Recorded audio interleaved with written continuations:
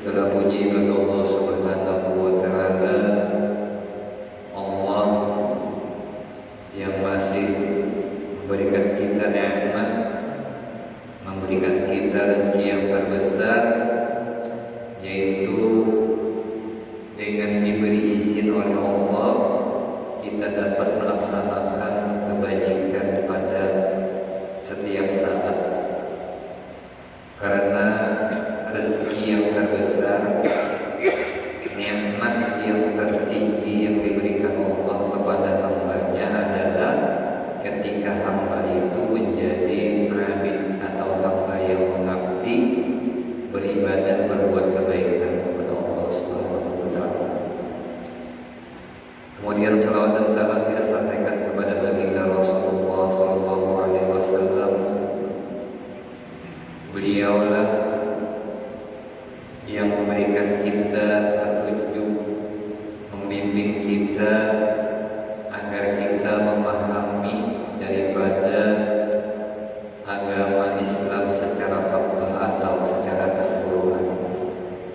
Jadi Rasulullah memberikan kita pengajaran, memberikan kita pendidikan, dan memberikan contoh bagaimana menerapkan ajaran Islam secara keseluruhan dalam segala aspek kehidupan. Malam ini setelah hampir 3 pekan, kita tidak 4 pekan mungkin tidak bertemu, kita akan kembali melanjutkan kajian kitab Salat. Ya, pengajian kitab fikih kita, mata kulit, di mana kemarin kita sudah mempelajari tentang bagian taharah, yaitu tentang wudu dan apa saja yang membatalkan. Nah, malam ini kita lanjutkan kepada pasal berikutnya. Qala al-mu'allif rahimahullah ta'ala wa nafa'ana bihi fid dharain amin. Faslun, ini suatu pasal atau penjelasan. Walladzi yujabul ghusla sittatu asya. Ini pasal yang menjelaskan apa-apa yang mewajibkan seseorang muslim itu untuk melakukan yang namanya mandi. Di sini adalah mandi wajib, atau istilahnya mandi besar. Nah, jadi yang menyebabkan mandi, artinya kalau hal ini terjadi maka wajib mandi. Kalau tidak mandi maka tubuhnya atau bagian ibadah yang kita lakukan itu tidak sah. Karena syaratnya adalah bersih dari najis dan hadas besar dan besar. Nah, mandi ini adalah untuk membersihkan hadas besar yang ada di tubuh kita. Di dalam kitab Al-Qarim menjelaskan bahwa mandi itu secara umum artinya adalah mengalirkan air ke tubuh secara mutlak. Jadi mengalirkan atau menyiramkan air ke tubuh itu namanya mandi. Kemudian secara istilah lagi, bahwa yang namanya mandi yang kita pelajari malam ini adalah mengalirnya air ke seluruh badan disertai atau diawali dengan niat. Itu yang bedakannya. Jadi kalau tanpa niat ya mandi.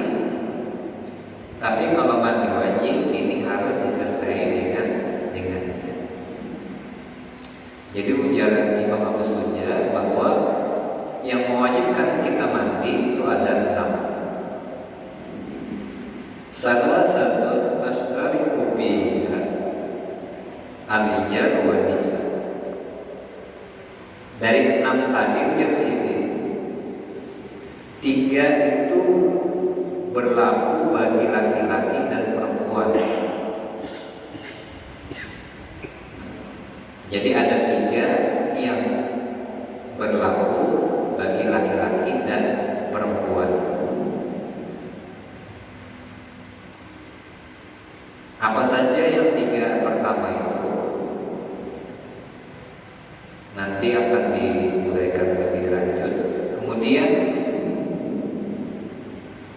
yang 3 berikutnya nanti adalah khusus untuk perempuan. Jadi ada 6 yang mewajibkan mandi, 3 itu laki-laki bisa, perempuan bisa, atau unsa juga bisa. Nah, tapi kalau yang 3 berikutnya nanti itu khusus bagi perempuan. Ini keistimewaan perempuan. Apa saja yang mewajibkan kita mandi? Wahia, dan yaitu iltiqa'ul khitanain. Yang pertama adalah bertemunya dua alat kelamin. Dan bertemunya 2 alat kelamin ini syaratnya manusianya hidup. Jadi syaratnya manusianya hidup. Bagaimana yang bertemunya 2 kelamin ini yang mewajibkan kita mandi? Dijelaskan oleh pengarang kitab Fathul Qorib bahwa yang dimasukkan itu adalah hasyafahnya. Makanya begini, kayak apa yang menjelaskan, jadi terpaksa saya sedikit vulgar Jadi istilah Arab itu sebenarnya halus, tapi ketika kita terjemahkan ke bahasa kita, ya akhirnya sedikit vulgar. Jadi minta reda kita di tempat yang mulia seperti ini, tapi terpaksa harus disampaikan seperti itu. Jadi yang namanya bertemunya 2 alat kelamin atau yang kita adalah jima. Nah, yang bukan jima yang bagaimana? Yaitu ketika hasyafah pun laki-laki itu. Jadi hasyafah itu bagian yang kalau disunat itu kelihatan gitu. Kepalanya lah istilahnya. Jadi ketika kepalanya itu bertemu dengan alat kelamin perempuan, apakah nanti keluar mani atau tidak, ya, maka wajib mandi. Jadi batasnya bagaimana? Kalau perempuan itu batasnya kalau yang masuk ke dalam situ walaupun tidak sampai ujar kita ketangkalnya gitu. Nah, walaupun bagian ujungnya aja tapi menempel pada wanita wajib mandi. Kalau dia puasa, batal puasa. Kalau yang misalnya digosok-gosok aja. Tapi kalau meliputi di bagian lingkaran itu, ya kayak ibarat galang, pokoknya di dalam galang itu masuk ke dalam sampai ke pangkalnya atau tidak, itu tetap bagi perempuan mandi wajib. Itu dimasukkan sudah punya jima. Tapi kalau laki-laki, kalau bagian depannya aja itu tidak wajib. Ada yang nyatakan seperti itu. Jadi syaratnya bagi laki-laki itu harus sampai ke ujung bagian dalam. Yang telah jelaskan gitu.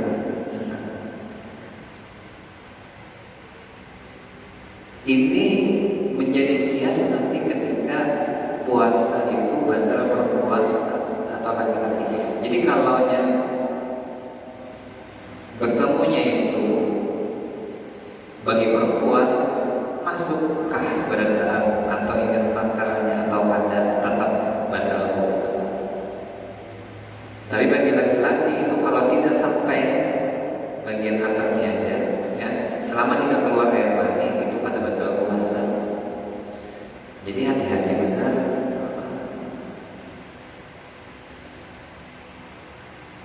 Jadi yang mewajibkan mandi itu kalau bagi perempuan apakah kasyafahnya itu sampai ke lehernya atau kada, tetap mandi wajib. Tapi kalau laki-laki amun hendak ujar orang kampung batik mandi. Itu yang pertama. Jadi yang pertama adalah bertemunya dua alat vital.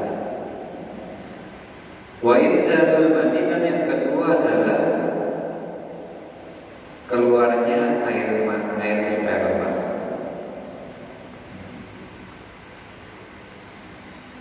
Apakah karena berhubungan atau karena bermimpi atau ketika terjaga misalnya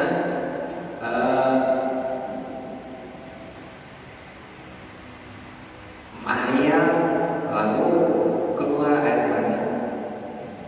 Jadi yang namanya keluar air mani ini apabila keluar cairan yang seperti lendir, seperti adonan gandum, warnanya seperti adonan gandum putih seperti itu. Nah itu kalau keluar, apakah berasa nikmat atau kada? Bagi laki-laki itu wajib mandi. Misalnya duduk kalian lalu binian maaf, biarnya muas apa, lalu mahayal saja merasa ser, akhirnya keluar. Atau misalnya mohon maaf, misalnya bersalaman, nah ada mulim laki dan perempuan, makanya bersentuhan kulit laki-laki perempuan yang tidak mulim itu haram hukumnya. Karena sedikit banyaknya nanti akan menimbulkan rasa syahwat. Apalagi misalnya yang bersalaman tuh kamu bunga sekolah titik liur kain. Jadi ketika bersentuhan tuh lalu merasa ser keluar, walaupun hanya setetes, mandi wajib. Kalau puasa batal puasa.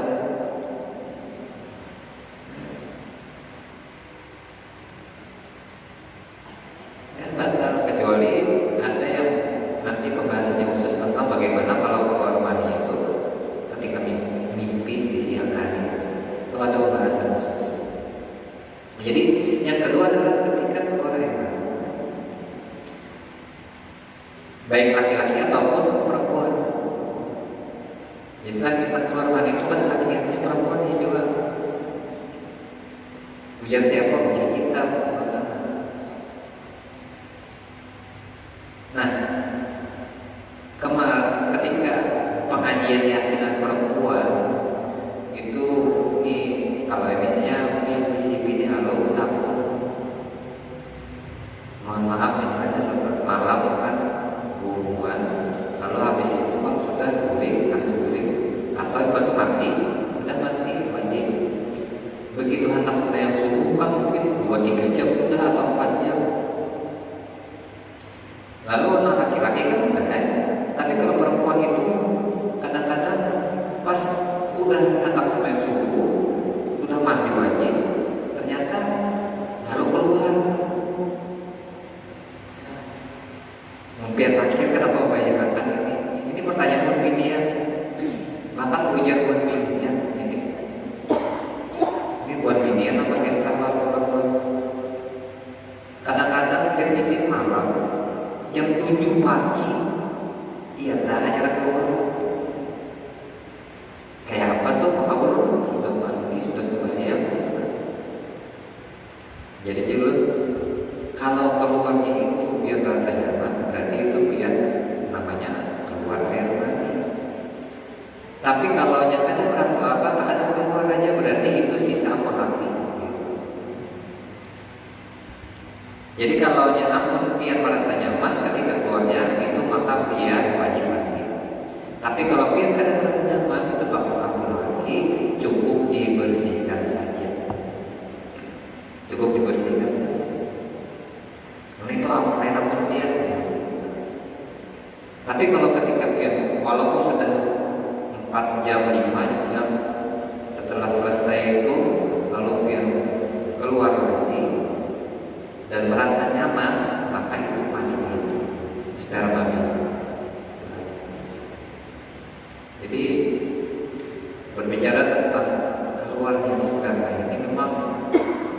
kayaknya dulu ketika masih sekolah juga gitu buat model biasa aja. Tapi begitu sudah bertemu dengan orang banyak, ternyata ketika dibuka tanya jawab, masya Allah, macam-macam pertanyaan. Karena mereka itu takutan, hendak mandi, padahal ada jadi pulang misalnya kan, apa koler gitu kan, hendak ada mandi, hendak sembahyang, ada sembahyang. Akhirnya makanya mereka bertanya seperti itu. Inilah pembahasan dalam ilmu fikih ini, ya, yang ketika belajar secara umum kayaknya biasa aja, tapi begitu jalan di lapangan itu ternyata cabang-cabang penjelasan itu. Dan itu kadang-kadang di dalam kitab itu tidak ada dijelaskan. Ketika di lapangan baru bisa terdapat. Jadi ujar orang kadang-kadang teori itu hanya 10%, tapi yang di lapangan, kenyataan di lapangannya itu kadang-kadang 90% beda dengan teori. Jadi hanya membahas masalah keluar air mani itu banyak pertanyaan yang disampaikan, terutama oleh ibu-ibu. Ternyata dia itu Pak. Akhirnya mencoba mempelajari, membaca dan lain sebagainya. Ternyata memang bahwa perempuan itu kadang-kadang itu bisa 4-5 jam setelah berhubungan, mohon maaf, baru keluar air maninya. Dan itu ketika keluarnya itu terasa nyaman. Tapi kalau tidak terasa nyaman itu bukan sperma atau air mani perempuan. Ini penjelasan tentang keluarnya air mani. Kemudian yang ketiga wal maut. Dan yang ketiga adalah yang wajib. Tapi ini bukan mandi, tapi wajib dimandii. Kada bolehnya mandi selamatan. Siapa? Kurang mandi. Jadi laki dan perempuan ketika meninggal wajib dimandikan. Jadi wajib mandinya itu bagi yang hidup. Ya. Jangan disuruh orang mati, jangan mandi.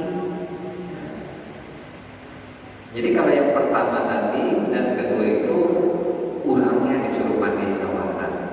Nah kalau yang ketiga ini adalah orang yang hidup yang memandikan. Yaitu apa? Ketika orang meninggal dunia, kecuali meninggalnya mati syahid. Mati syahid seperti apa? Mati syahid berjuang di medan atau di jalan Allah.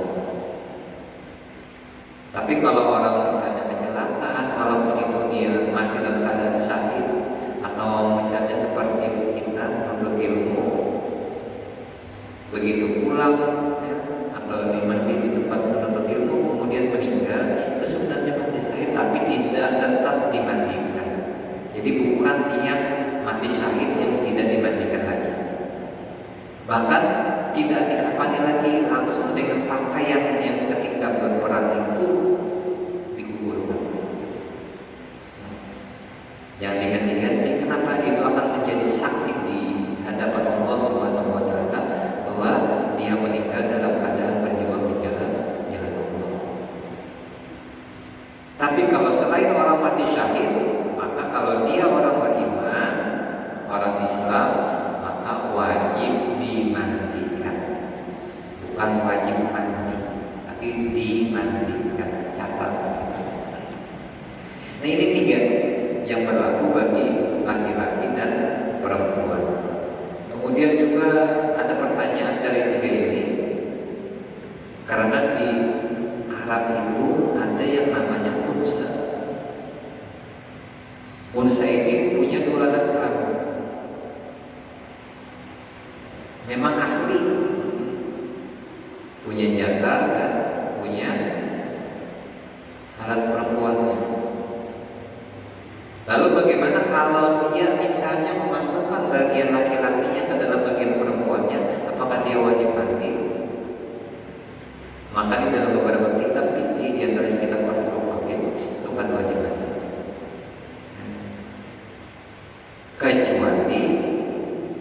Kecuali keluar sperma. Jadi yang menyebabkan dia mandi bukan karena memasukkan alat kelamin laki-lakinya ke perempuannya, tapi adalah ketika dia keluar sperma. Itu bagi unsa. Tapi unsa ini jarang, hampir tidak ada. Yang ada itu adalah transgender.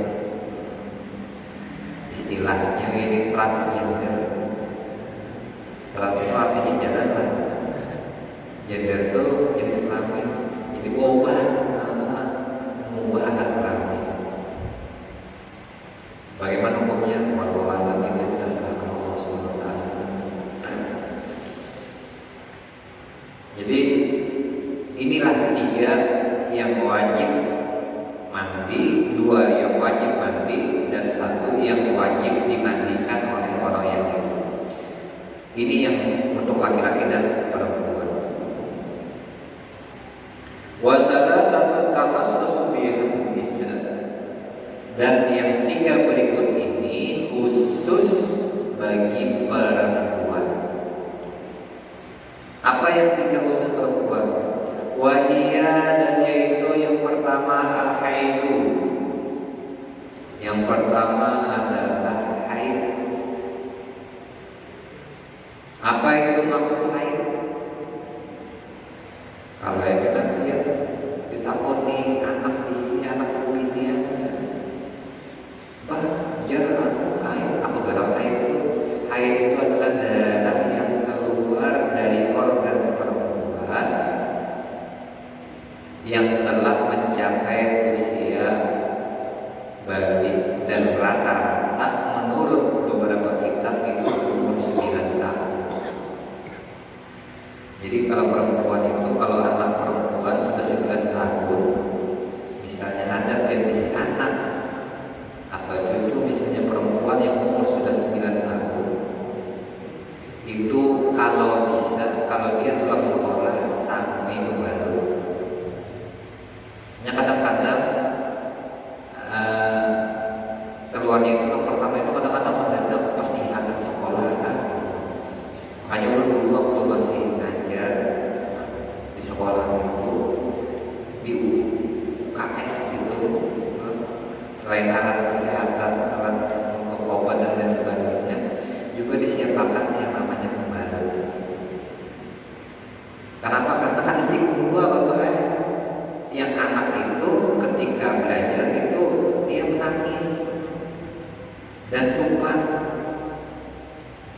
lalu kekawanannya lupa itu apa basah apa akhirnya apa ya, akhirnya guru pembimbingan disuruh jangan kayak laki-laki yang menolonginya ya, jadi guru perempuan yang itu untuk membatasi yang untuk melayani anak tersebut. Jadi darah haid itu adalah darah yang keluar dari seorang wanita yang telah mencapai usia 9 tahun. Dan berapa batasan haid? Di dalam beberapa kitab fikih, di antaranya kitab Fathul Qadir dijelaskan bahwa minimal sekejap, maksimal 15 hari.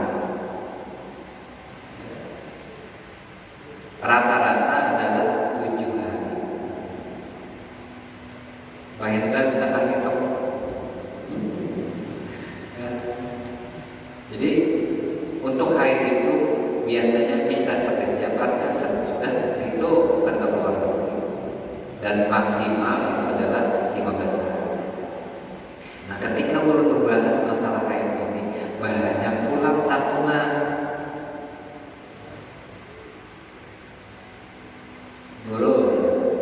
Ulun itu haidnya kadang-kadang normal, kadang-kadang ada. Jadi biasanya mau berapa? Kadang-kadang 5 hari, 7 hari, yang paling lama 10 hari. Jadi pas ulun misalnya nih hari ke-6 api sudah kada keluar lagi nih. Artinya kan kalau biasanya pernah 5 hari, pernah. Kemudian hari ke-6 api udah kada keluar lagi. Kayak apa tuh mulut? Mandikan, sembahyangkan. Julun, ketika pian meriksa itu kapan? Ketika pian meriksa itu kapan? Kalau misalnya pian julun meriksanya ambilnya itu asar, misalnya julun pian juhur masih, sebulan juhur masih, lalu imah juhur, lalu pian periksa ternyata ambil. Mandi sudah ini, mandi kan mandi aja juga, mandi aja wajib. Nanti kalau sampai waktu asar kada keluar lagi, maka pian sholat asar. Kalau hendak menjaga. Tapi kalau juga misalnya setelah sebelum asar tuh ada lagi keluar walaupun sepercik, berarti belum selesai. Biasanya pian berapa 7 hari, ambilakan ke-7. Jadi hari ke-6 itu dianggap masih hari ke-7. Nanti ketika hari ke-7 ingatakan pian haidnya itu mulainya kapan? Ya bebinian itu tahu bapak ibu bapak kita laki itu tahu. Ternyata haidnya bisukan ya. Maka nanti hitungan 7 hari itu adalah ketika bisukan, ketika dia haidnya berapa. Nah saat itu dia meriksa apakah bersih atau tidak. Jadi kalau pian haid udah mulai sore, berarti nanti sore periksa lagi. Hari yang ke-7 sore, hati-hati. Kalaunya habis dan kebiasaan pian pernah 7 hari, maka pian mandi. Sampai waktu maghrib pian sholat. Tapi sebelum sholat sekali lagi periksa dulu. Periksa dulu. Kemudian ada lagi yang bertanya, ulun 15 hari sudah, tapi tetap keluar aja. Kayak apa tuh ulun? Apakah ulun nanti kemudian ulun sholat atau bagaimana? Julun, kalau lebih daripada 15 hari yang kebiasaan, itu pian silakan cek darahnya. Ulun takut dulu. Kalau darahnya itu kemerah-merahan sudah tidak ada gumpalan kehitam-hitaman, berarti darah itu adalah darah kotor, darah penyakit. Maka kalau darahnya tidak bercampur yang berwarna kehitam-hitaman, maka pian mandi ketika waktu sholat bersihi, ganti, sholat pian. Nanti habis sholat itu biasanya balik pulang, nanti masuk waktu pulang, waktu isya bersih lagi, ganti pembarunya, sholat lagi. Kenapa? Karena itu bukan darah haid lagi. Itu kalau anak balapik punya istilahnya. Ya, kita hendak kenapa? Karena sholat itu adalah kewajiban. Kalau orang haid itu ada istilah fardu sholat. Jadi kalau inya kan darah haid berarti inya wajibnya pada sholat. Jadi bisa juga pian sholat atau pian pertuakan aja sampai bersih wujud hanya kena sholat.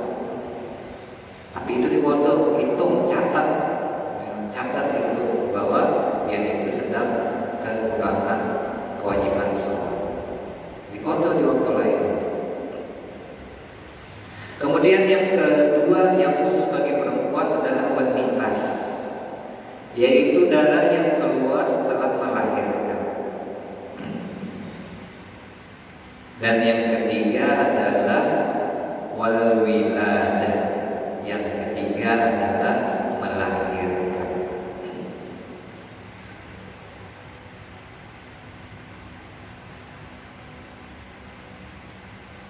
Jadi kadang-kadang nifas ini waktunya itu ada yang begitu selesai melahirkan langsung bersih, tapi ada. Dan kebiasaannya adalah 40 hari. 40 hari itu pasti.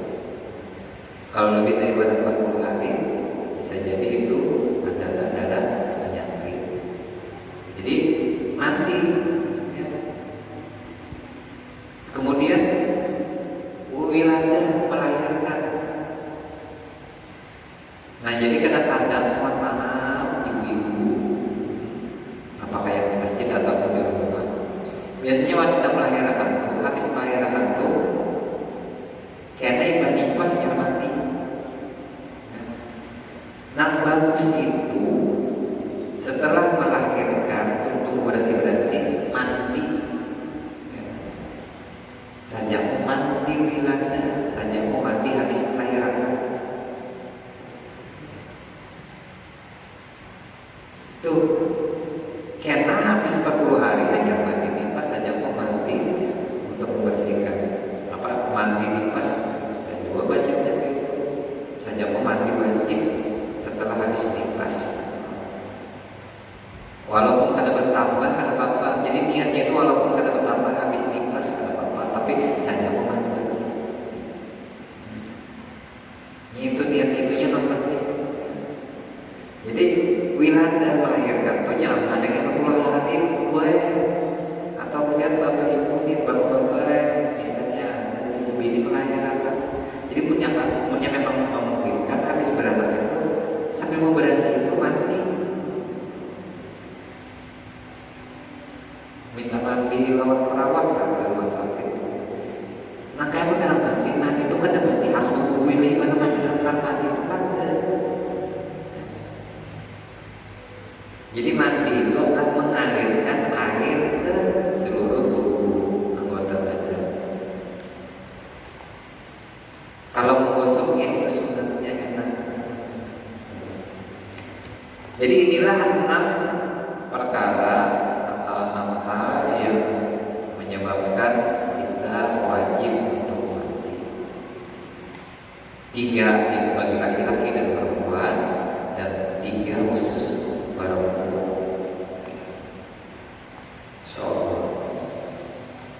Jadi ulang lagi 3 yang laki-laki dan perempuan. Yang pertama bertemunya anak kelamin laki-laki, masuknya hasyafah laki-laki ke dalam anak kelamin perempuan. Batasannya kalau laki-laki yang wajib mandi itu apabila lewat daripada bagian leher. Di bawah dagunya tuh okay. Jadi kalau masih kena lewat itu tidak wajib mandi. Catatan karena keluar sperma. Tapi kalau keluar sperma walaupun hanya mengantar sedikit saja tetap mandi. Tapi bukan karena bertemu anak kelamin, tapi karena keluar sperma. Kalau perempuan pokoknya bisa diganti di situ di bagian dalam gelangnya itu bersentuh dengan bagian di dalam bagian organ perempuan, maka dia wajib mandi. Artinya itu bertemunya 2 anak kita.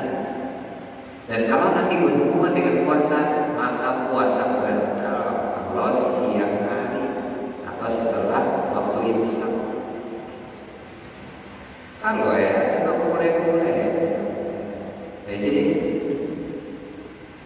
kalau pengantin baru misalnya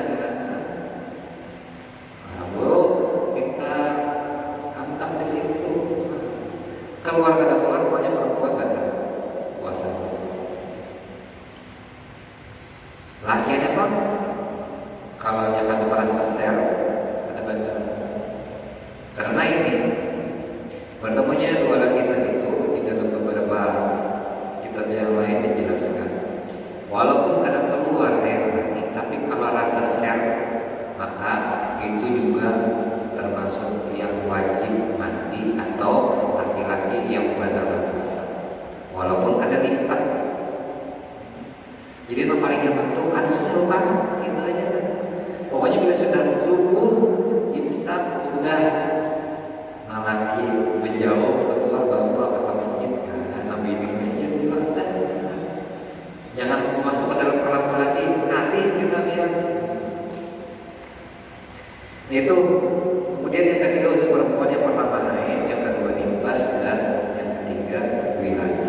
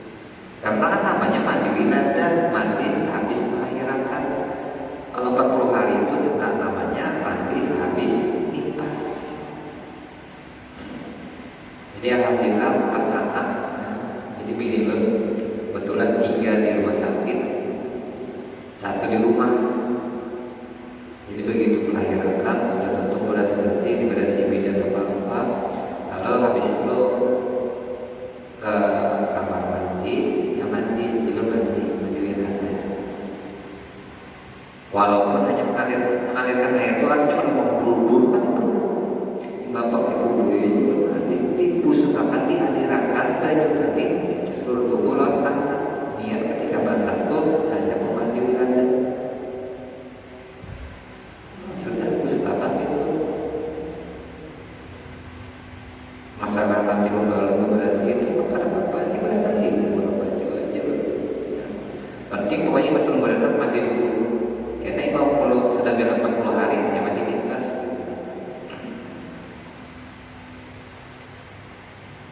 Dan kadang-kadang yang namanya nifas darah nifas itu bisa jadi kan sampai 40 hari.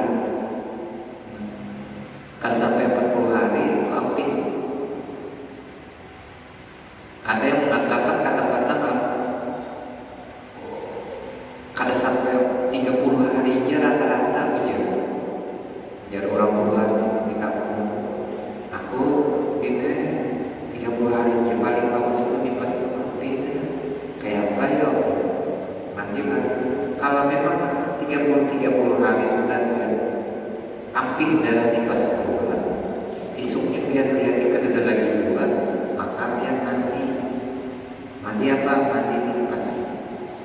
Setelah biar mandi nanti periksa lagi. Kalau memang ada keluar lagi, maka biar kalau sudah sampai waktu sholat wajib sholat. Ini ada juga padahal 20 hari aja sudah api itu dari nifas keluar, sudah kau aja sehat aja gitu nah. Habis itu apa? Karena dulu menghadapi 40 hari hanya mandi nifas hanya sebanyak. Kalau ulang anak bapik itu pokoknya bilanya habis nifas 20 hari ke 25 hari tambahi 1 hari. Banyak api nifas itu tambahi 1 hari dulu. Kalau hanya 1 hari itu kadang keluar lagi dari nifas, mandi nifas, sholat. Tuh, itu ibu-ibu dan bapak-bapak punya ibunya bertemu. Kemudian lanjut berikutnya apa suku? Berikut ini penjelasan. Wa faraidul ghusli salasat asya. Dan rukun mandi itu ada 3 perkara. Di dalam kitab yang lain 2 perkara.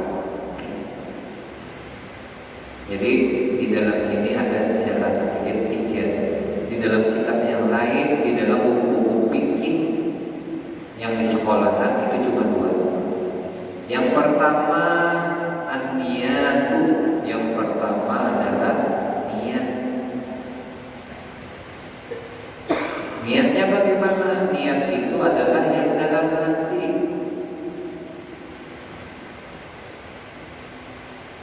Dan letaknya niat itu ketika awal menghendak banyu ke bagian tubuh,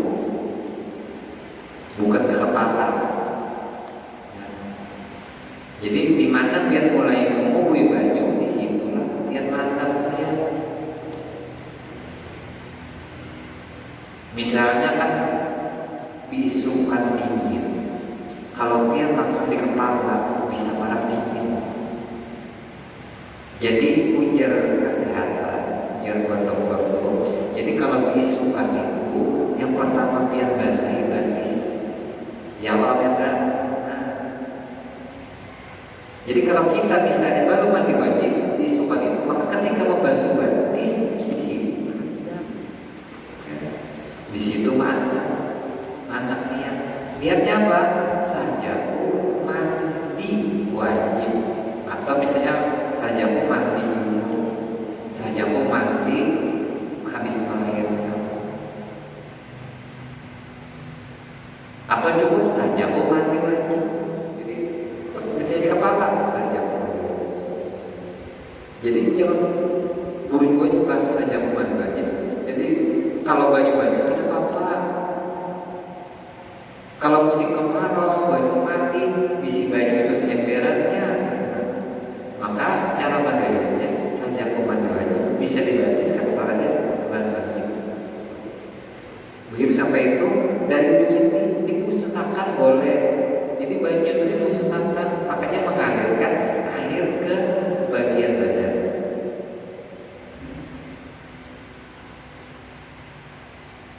Yang pertama, niat. Yang penting dulu niat itu diantara ketika awal menetapkan air di tubuh kita. 10 menit lagi.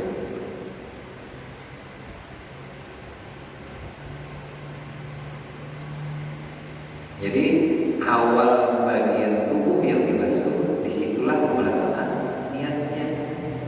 Jadi bukan di kepala. Yang udah waktu sekolah jadi pokoknya bilang angkat baju di kepala ini niatnya lari katakan aku ini. Kalau yang waktu normal, apalagi tengah hari itu apa? Nah jadi masalah itu musim hujan, dingin pulang anginnya keluar. Kalau langsung di kepala ada sampai hitungan bisa bisa ada tuh pemandinya. Jadi untuk merasakan itu bagian batis dulu. Jadi ketika masih batis maka saatnya mandi. Lain kalau wudhu, kan sekarang wudhu ketika membasuh muka, mantap niatnya. Tapi kalau mandi di mana aja, terserah. Apakah di bahu, biar memulainya silakan. Di batis silakan. Di telapak, mulai telapak ke atas apa-apa. Tapi kalau wudhu itu kan dari letakkan dari sini ke sini. Tapi kalau misalnya mandi, misalnya tak wudhunya mulai tangan kiri ke sana bagian kiri di sini. Oh ya kan, saya cukup mandi. Jadi segayung setakat tangan, baru dia gayung setakat. Diakhirkan bajunya. Makanya dulu tadi kadang-kadang kalau musim kemarau itu seember itu kalau berdua lagi minum mandi. Seember terus. Kalau mandi wajib lagi minum. Yang penting tahu caranya. Kamu mandi biasa, si kok gitu cukup mandi seember tuh. Ya kita di banyak daerah kita ini kan banyak besi banyu itu istrinya katakan masalah ini kan karena timbul. Tapi kalau di daerah yang kekurangan air kan usah jauh-jauh di daerah Nusa Tenggara Timur itu yang di daerah di atas gunung itu banyu paling cari musim kemarau pulang. Ini pas mandi juga apa ya seperti itu. Kalau kalian udah jual kamu baju ya bertayamum. Ada aja memang caranya nanti pas sebab tayamum gitu. Jadi yang pertama adalah niat. Bagaimana kalau misalnya pas sudah mengubui belum ingat berniat lalu sudah mengubui aja saja hukuman wajib maka ulangi. Jadi niatnya itu ketika awal mengalirkan air ke tubuh. Jadi itu caranya. Ya tadi buat pikir kadang-kadang asal libur kadang-kadang ternyata ketika kita baca banyak buku fikih, buku referensi dari beberapa kitab dan kitabnya tuh sama macam Syafi'i di situ ada yang lebih jelas, ada yang rinci seperti ada yang umum aja mengalirkan air ke tubuh, ada yang seperti itu. Tapi ada syarat lagi yang menjelaskan. Makanya yang Habib kan kita disuruh yang kawan jangan sudah walaupun sudah bisa ilmu jangan terus-terusan untuk ilmu, belajar terus kita. Kalau kita bisa baca kitab, baca buku, banyak aja minum terjemahan. Kemudian yang kedua, jadi lihat tadi wa izalatul najasah karena ala badan. Yang kedua adalah menghilangkan najis jika ada berada di tubuh di badan kita. Jadi jangan diberasihin dulu. Misalnya ada ligat-ligat dan kian apa-apa tuh, jangan diberasihin. Atau misalnya mohon maaf, suhu tuh, lalu dibasuh dulu. Jadi yang bagusnya itu biar benian dulu mandi hanya itu dibasuh, jangan najisnya dibuang dulu ya. Itu menurut caranya jujur yang paling pas. Jadi biar mandi dulu, berkumpul dulu, benian dulu, hanya membersihkan dan apa? Ketika kita mengalirkan air ke tubuh itu, ada mesti harus berdasarkan sekuat awal. Jadi itu tadi bisa aja ini ada case guru-guru waktu sekolah. Jadi sini ini case pengantin anyar. Jadi kan pengantin anyar ini kan mandi itu kan kamar mandi bahasanya model kayak berdinding biasa aja, berdapur di dapur seperti itu. Jadi kan pas sudah malam jam 3 bangun. Jadi apa? Mandi. Jadi mandinya itu imam basuh batis dulu sama kami ya. Jadi mandi basuh batis dulu saja, mau mandi wajib ternyata kami kepalanya kan basah dulu. Jadi pas pada subuh enak, jadi batuknya bangun aja kan dulu kemudiannya baca selawat karena boleh aja baca selawat. Jadi pas pada subuh jangan mandi membasuh kepalanya. Kenapa? Karena tadi pengantin baru sempat ketahuan di Tuhan gitu. Lalu mengimit mandi bolehlah, boleh. Jadi kada berdetak langsung sebuah nama boleh. Cuma jangan lipat subuh hanya mandi. Jadi boleh mandi, itu mandi wajib itu istilahnya. Jadi pas kira-kira pintu api sudah ada lagi, hanya kayak kue berdetaan gitu. Itu kisahnya sih, itu kisahnya Bang. Jadi yang kedua adalah menghilangkan najis yang ada di tubuh.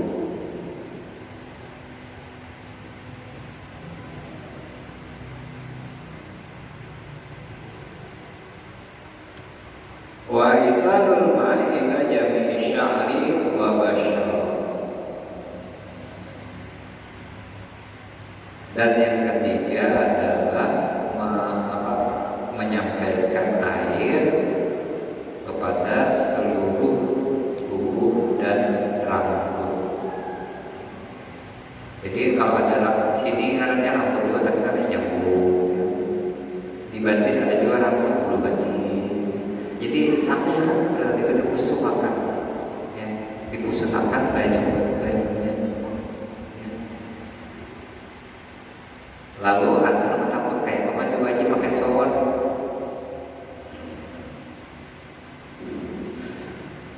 Ya, apa mandi wajib pakai shower? Ya itu tadi ketika shower itu kan kita juga nggak memutar aja. Ketikanya air itu mengenai tubuh kita, saat itu kita berniat saja mau mandi, makanya Allah sampai akan terus waktu kau hanya karena membersihkan najisnya yang ada di tubuh kita. Jadi yang bersih dulu hanya berniat mandi dulu hanya bersih itu napasnya. Namun kadang boleh hanya juga, tapi kadang pas. Kita tuh kan hendak nafas, apa-apa tuh hendak nafas. Dia tukar baut, namanya memang 8 biar tukar baut 10 kayak batang kopes ya, kan itu. Jadi harus pas. Jadi ada 3, yang pertama niat, yang kedua adalah membuang najis yang ada pada menempel pada badan, dan yang ketiga menyampaikan air kepada semua bagian tubuh termasuk yang ada rambutnya. Kan rambut itu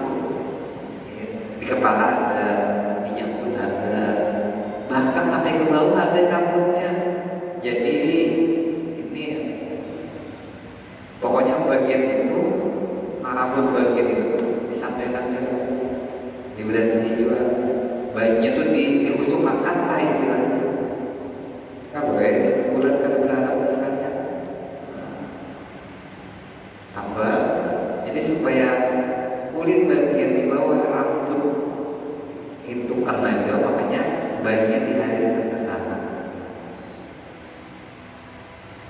Kira-kira paham aja kalau masuk ulun rambut lain kepala gitu lah. Itu tuh harus dibasuh dulu. Kemudian yang berikutnya wasunanuhu, dan yang sunat mandi insyaallah kita akan melanjutkan pembahasannya pada pertemuan yang akan datang. Sekali lagi ulun minta ampun, minta reda, minta harap kalau seandainya apa yang ulun sampaikan ini kurang penjelasannya, kurang pas atau salah dan lain sebagainya, itu semua karena ulun adalah makhluk yang dhaif